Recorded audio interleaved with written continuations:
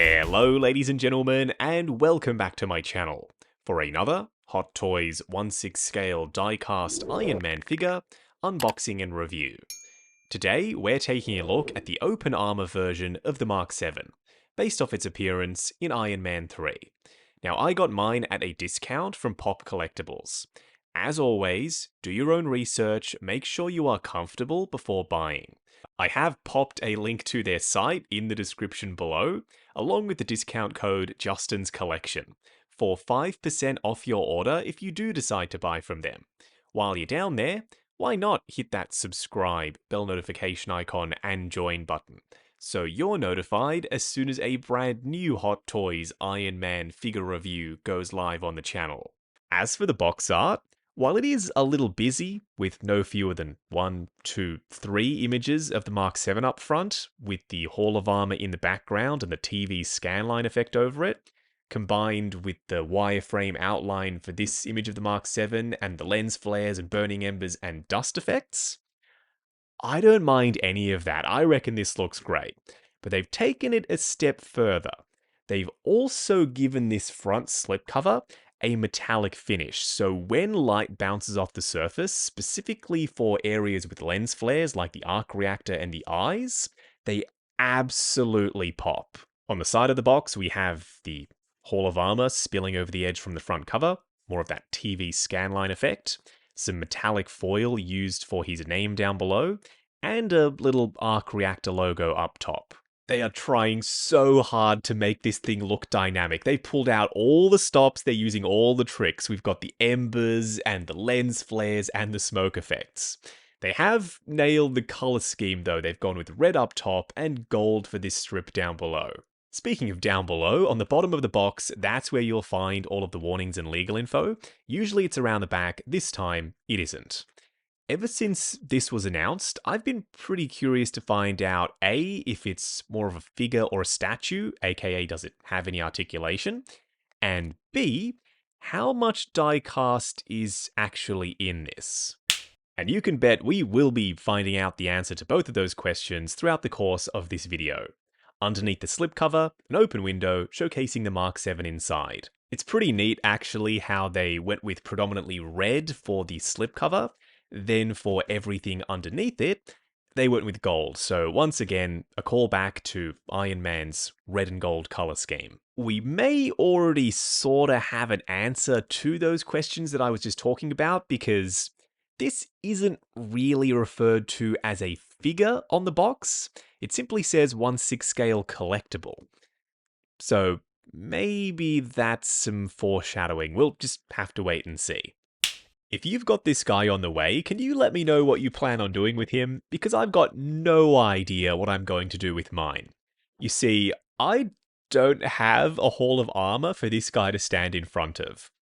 The idea of that, taking some of Hot Toys' best, most well-engineered, well-painted, accessory-heavy figures that often come with great head sculpts, and not using any of that, including the articulation, by having them standing straight up and down in museum poses in those boxes to create the Hall of Armor, not my cup of tea. I like to treat my Iron Man figures as though Tony is inside of them, so dynamic poses and accessories, plus Tony Stark head sculpts whenever possible. If you prefer to have them in the background as set dressing, I totally understand. We all collect differently and we all display our figures differently at the end of the day. First in-hand impressions for the die-cast Open Armor Mark 7? Yeah, Hot Toys, calling this thing a die-cast release?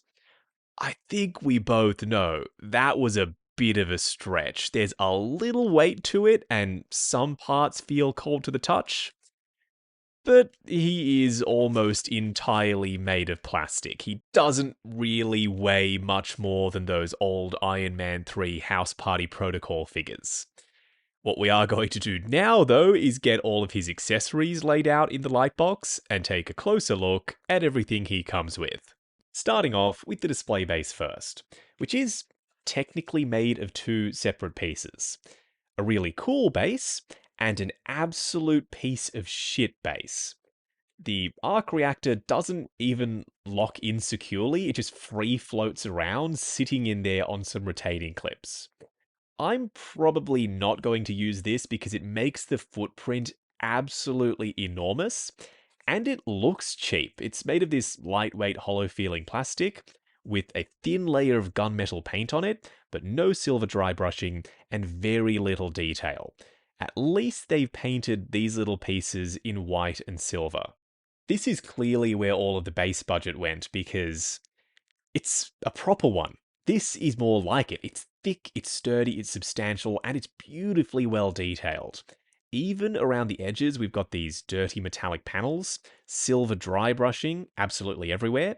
But my favorite part is, because it's a circular footprint base, they decided to style it after an arc reactor, and that's a stroke of genius. This works perfectly for Iron Man.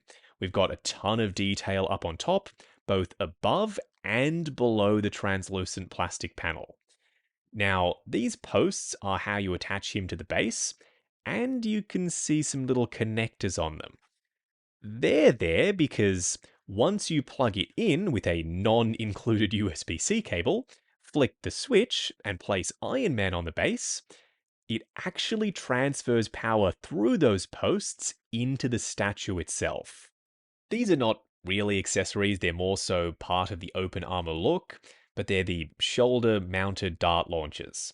There's some silver dry brushing over the top, and they're painted in metallic gunmetal. What we're going to do now is get the Open Armor Mark 7 itself out here. Standing straight up and down in the light box, no crazy poses or accessories or anything like that. Not that he comes with any accessories anyway, nor can he pose, but you know what I mean. This thing closed up with the LEDs turned off simply ain't it. Luckily, when you pop him on his base and all the panels are open and the LEDs are turned on, that's when he comes into his own. The whole idea of this piece is interesting because they've toyed with doing it for years at this point. I never thought it was going to happen. Do I think they'll ever tackle another open armor statue? I don't think so. I can't see a ton of people wanting to get this, even though it's a really unique display piece. And like I said, there's been years of build up to this guy's eventual release. How do I feel about it? I like it. Unlike some of their suit up figures that ended up being bricks once you put all of the crap on Tony, this works because it's not trying to be something it isn't. It's not a figure with a gimmick shoehorned in, it's a statue with an opening gimmick. It's well painted, it's got some awesome features, and plenty of presence. Up close and personal, kicking things off with Iron Man's helmet. Oh, and by the way, we will start off with everything closed first, then we'll check out the open armor gimmick. The helmet looks just like a regular old Iron Man Mark 7 bucket. The lines are quite crisp and clean, and the gold is shiny and reflective enough for it to look like it's made of metal, but it isn't, it's all plastic. Now the eyes are translucent, so when we open up the helmet, you can actually see all the way through them, even though the LEDs do somehow make them look like they're illuminated. How they managed to do that and hide the cabling and also have them be see-through, I've got no idea. I do wish there was a joint at the shoulders so we could bring the arms in a little bit more and get them sitting closer to the body. Not for the open armor look, more so for if you plan on having him as your only Mark 7. Say you missed out on the diecast release and you don't want to splurge on him on the aftermarket, you want to save a little bit of money by going with this one in your display.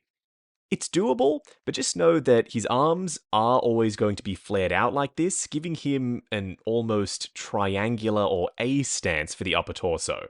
Now, the chest plate is not removable, unlike the regular diecast Mark 7, but the arc reactor is fully detailed underneath the translucent plastic window, and it's currently lit up, being powered by a single USB-C cable. We also have some blue LEDs just popping through some of the panel gaps. I have thoughts on those panel gaps, but we'll discuss them a little bit later. Look, honestly, they did a pretty good job of closing everything up to make it look like this is one complete suit. It's not perfect, we do have some pretty sizable gaps like underneath the helmet, but at least it's around the back. I know some people think that's a cop-out whenever I say it, but come on, you're never really displaying your figures facing away from you.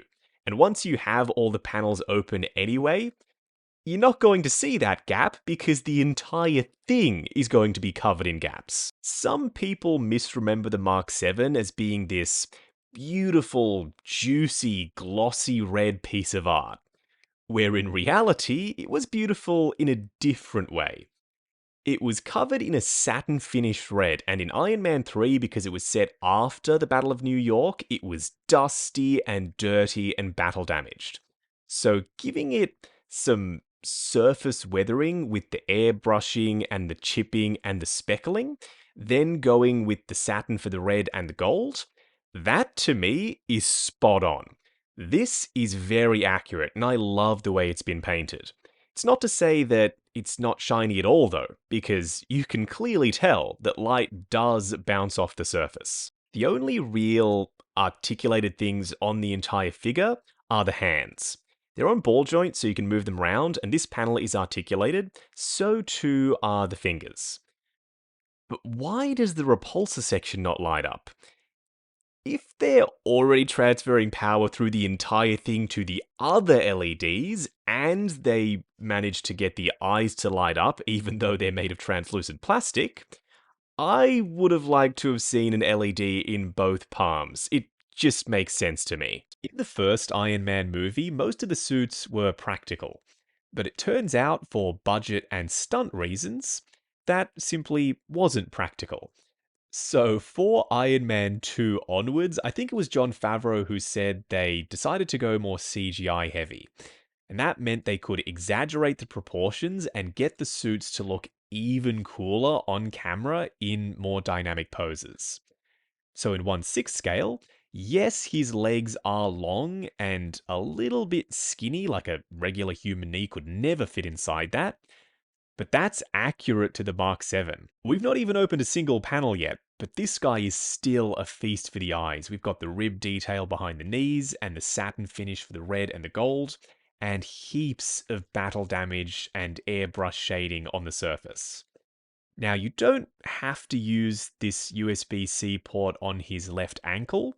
You can instead plug him into the display base and transfer power through it, so you can have this panel installed on his ankle instead.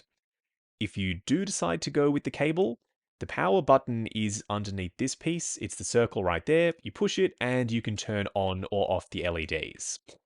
I don't love that you can see that little power board, but luckily when you cover this up with a magnetic plate, it's entirely hidden. Okay, let's open this bad boy up because I've been dying to try it. The instructions are terrible, so I will do my best to make up for the terrible instructions by showing you how everything works on camera. Step 1 is to flip open the shoulder pads on both sides. Then you want to wedge your thumb underneath these trap pieces and flip them open on both sides. After you've done that, grab the flaps. They are articulated on hinges. Then the piece on the underside is on a swivel and a hinge as well. So you can actuate it open, then rotate it to get it out of the way. Now we can work on the arms. So start off up the top here by opening that up. Actuate the elbow pad, the inside panel. Then for the forearms, start with the outermost one. It's on multiple hinges. Then you can open this inside piece. Out of the box, these pieces on mine were stuck and they didn't really want to open. So I had to use some aggressive negotiations and eventually they opened up properly. But before we get to these, you want to grab the butt plate, open that up on both sides, push these spring-loaded panels in. Then you can flare the abs section parts out on both sides. The easiest way I found to open the legs is to put your thumb on this piece, push it up, then you can open up the outside and the inside. This will collide with the other leg, so just make sure you leave a little bit of a gap between them so that there's no paint rub. Next up, we can flare these pieces out. Back around the front, these two panels do need to be moved outwards. So you then want to bring in the missile pods and attach them to the posts on his traps underneath these panels, on both sides. And finally, as with any good transformation, we're ending with the helmet. Start off by splitting the neck, then you can split the helmet itself. Et voila, the open armor Mark 7 fully opened. This looks so freaking cool. Yes, it's not practical, and no, you can't put an actual figure inside because the gaps are nowhere near big enough, and we've got various pieces that simply don't open, like down here for the ankles. Still, I cannot get enough of all of this sculpt work on the inside. They've painted it pretty simply with a silver dry brush and a wash over the top, but the blue LEDs do a lot of the heavy lifting. They cast a blue glow on that sculpt work, and they add a pop of color that was otherwise missing. They've even fully detailed the arc reactor on the inside, so it's sculpted on the inside as well as the outside. This has to be one of the most detail-heavy figures from a pure sculpt work perspective that I've ever seen from them. It would have taken ages to get the engineering right and also to get it to look good with everything open. I don't think I could ever display this suit closed up. I'm going to have him fully open, facing away from me in the display. Because, yeah, nah. From the front, absolutely not. This looks like the guy from Men in Black, you know, when the skin was peeling off on the cockroach dude, the first movie? That's the vibe I'm getting from this. The head looks really wide, everything is flared out. It's doable. You could maybe have it on a rotating display and that would work, but I much prefer it facing away from me because all of this, let's be honest, is the real star of the show. For a quick side-by-side comparison, on the left, the open armor Mark 7, and on the right, the closed armor Mark 7. Is the new piece a replacement for the diecast figure? No, I don't think so. You're potentially missing out on one of the best diecast Iron Man figures that they've ever made, with tons of accessories, a Tony Stark sculpt inside the helmet, and even pod mode. For the sake of a hunk of plastic with a touch of diecast that has the ability to open. Not to say I don't like the look of it, but it's no substitute. Also, I'm not sure why it's so much taller than the regular one. I find that a bit strange. If you want something unique and you already have the Mark 7, could this be a neat companion piece? Absolutely. Next up, the Iron Man 3 propulsion test Tony Stark. I love this figure. I reckon he's very underrated, and I don't get to bring him out anywhere near often enough. So, standing next to the open armor Mark 7, now it's making sense. It'll sit in your Stark workshop or garage or Hall of Armor display, just looking interesting as a companion piece. And that's what it was designed for anyway, so yeah, I'm pretty happy with it. Going over articulation, this isn't going to take very long at all because this guy is mostly static.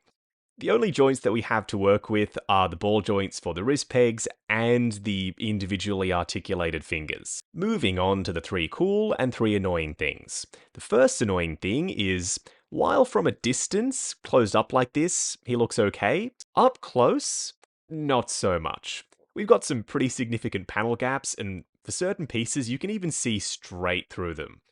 Now, I know they had to leave those gaps to accommodate the hinges for the opening gimmick, but still, I think they could have gotten the tolerances a little bit tighter. Instead of just using regular old opening hinges like they did for the open armor Mark 7, they could have gone back to this design from the regular diecast release, where you pull out the joint and then it hinges up and down. So if you wanted to display it fully closed, you could have pushed the pieces back together to make them look entirely seamless.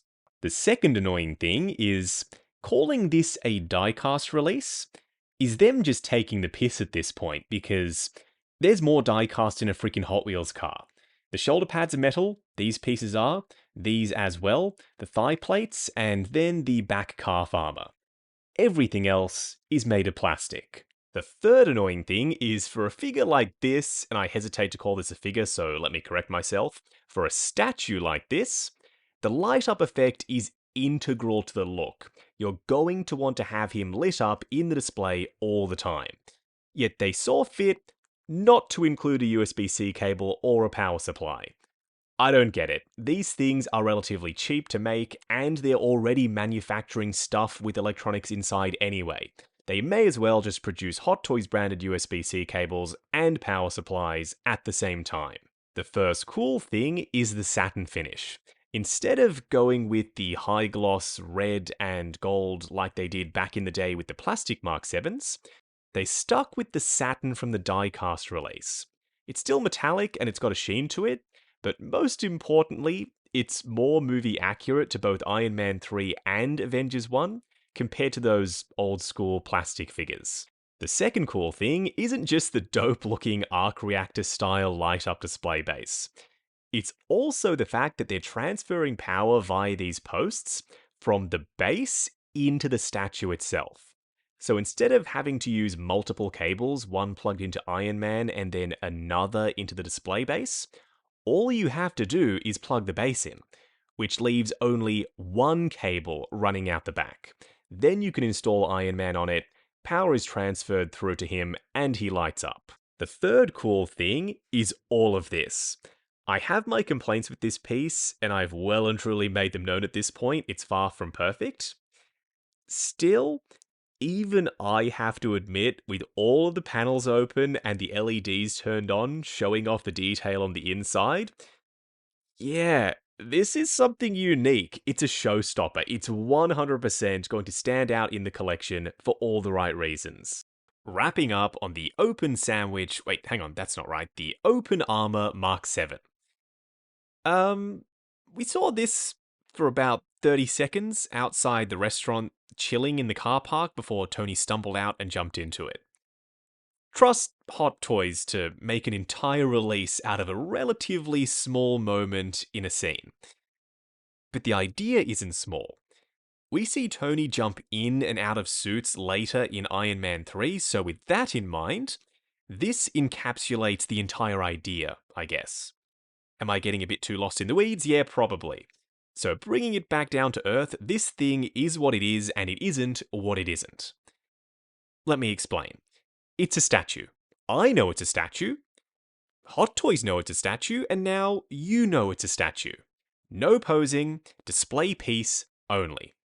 So they went all out with detail, light-up effects, and functionality. My favorite feature is the power transfer display base. Hopefully a sign of things to come for normal figures.